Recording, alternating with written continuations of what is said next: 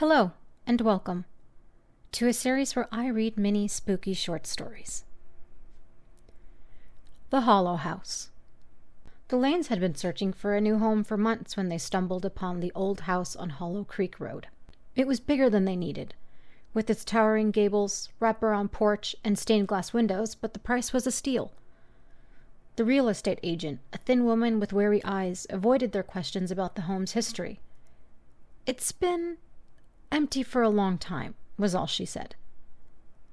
That should have been enough to make them hesitate. But Paul and Rebecca Lane, eager for a fresh start with their 2 children, ignored their unease. They signed the papers, packed their things, and moved in by the end of the week. From the moment they stepped inside, the house felt wrong. It wasn't just the smell, damp wood, dust, something sour underneath. It was the weight in the air, like the house was watching. The first night, their son, Danny, woke up crying. "There's someone in my room," he sobbed. Paul checked, but the only thing out of place was the closet door, wide open, though Paul had closed it before bed. "Just a bad dream, buddy," he assured, tucking Danny in.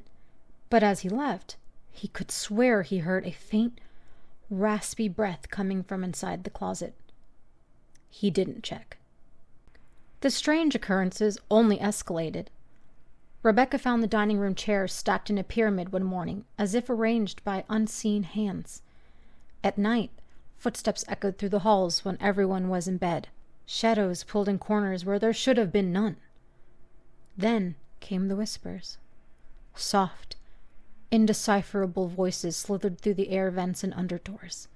Sometimes the voices sounded like them, like their own family, calling from different rooms.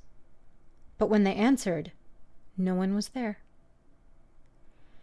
Danny stopped sleeping in his room. "She comes out at night," he whispered to Rebecca one evening. "Who does?" she asked. Danny's eyes filled with fear. "The Hollow Lady." Paul dismissed it as a child's imagination until the night he woke to a soft, rhythmic tapping against the bedroom window. Their room was on the 2nd floor. Rebecca stirred beside him. "What's that?" Paul forced himself to look. Through the sheer curtains he saw a shape, a tall, thin figure with long fingers, pressed against the glass. The face was blurred, shifting, as if it wasn't meant to be seen. Then the voice, "Let me in." Paul threw himself out of bed, yanking the curtains aside, but the window was empty. Only the trees swayed in the wind. "Just a dream," he muttered, but when he turned back to bed, he saw it.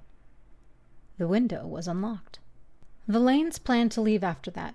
They packed in a frenzy, throwing clothes in suitcases, leaving behind everything they didn't need. That final night, as Paul carried the last box downstairs, all the lights went out. The whispers surged, growing louder, closer, filling every inch of the house. Rebecca screamed from upstairs. Paul ran, nearly colliding with her as she held Danny in her arms, sobbing. "She's here!" Rebecca choked out. The shadow shifted at the top of the stairs. A figure stood there, its hollow, empty face staring down at them. Paul didn't hesitate. He grabbed Rebecca's hand, dragged her towards the door. But as he reached for the handle, the house fought back. A force yanked him backward, pulling him into the darkness. Rebecca lunged, grabbing his wrist, her grip slipping as the whispering voice hissed, "Stay!" Paul tore free.